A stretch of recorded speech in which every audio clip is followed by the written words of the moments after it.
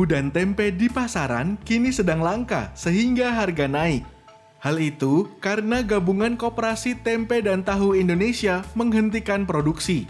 Mereka mogok produksi karena harga kedelai sebagai bahan utama melambung. Adapun harga kedelai impor saat ini tercatat Rp9.200 hingga Rp10.000 per kilogram. Padahal harga kedelai impor sebelumnya sekitar Rp6.500 sampai Rp7.000 per kilogram. Namun, sobat bisnis semua sudah tahu kan kalau kebutuhan kedelai kita itu hampir seluruhnya impor? Iya, kedelai impor persis seperti bawang putih. Maka itu, harga kedelai tergantung kondisi global. Hal itu makin parah ketika produksi dalam negeri tidak mampu mengimbangi kebutuhan konsumsi. Nih, berdasarkan data BPS, kebutuhan kedelai kita per tahun lebih dari 2 juta ton loh.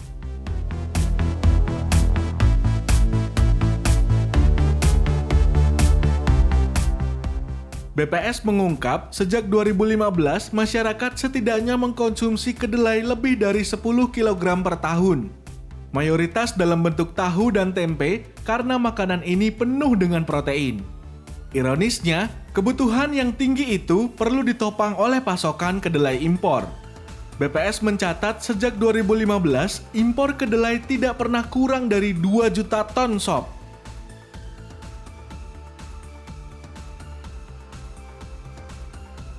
Dalam periode 5 tahun itu, Indonesia terbiasa mengimpor dari 3 negara. Di antaranya adalah Amerika Serikat, Kanada, dan Malaysia. Ya, kita mengimpor kedelai dari Malaysia 2015 sampai 2020 dengan nilai antara 4,5 juta US dollar sampai 8 juta US dollar. Sementara itu, produksi kedelai dalam negeri terus menurun setiap tahun. Berdasarkan data Kementerian Pertanian, jumlah produksi kerap menyusut drastis.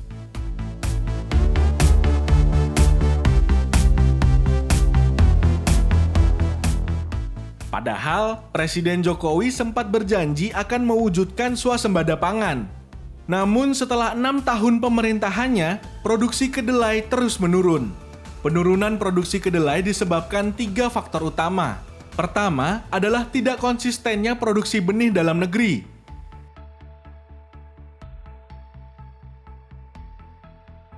Kedua, jumlah produsen benih kedelai juga ikut menurun dari 147 unit pada 2019 menjadi 97 unit pada 2020. Yang terakhir, kedelai adalah komoditas yang kurang menarik dibandingkan jagung atau padi. Pasalnya, rasio pendapatan dibandingkan biaya kedelai adalah yang paling rendah. BPS mencatat pada 2017, biaya tanam per hektar kedelai sebesar 9 juta rupiah. Tetapi ketika panen, petani hanya mendapatkan hasil 1 juta rupiah. Di sisi lain, Kementerian Perdagangan mematok harga acuan bagi penjualan kedelai.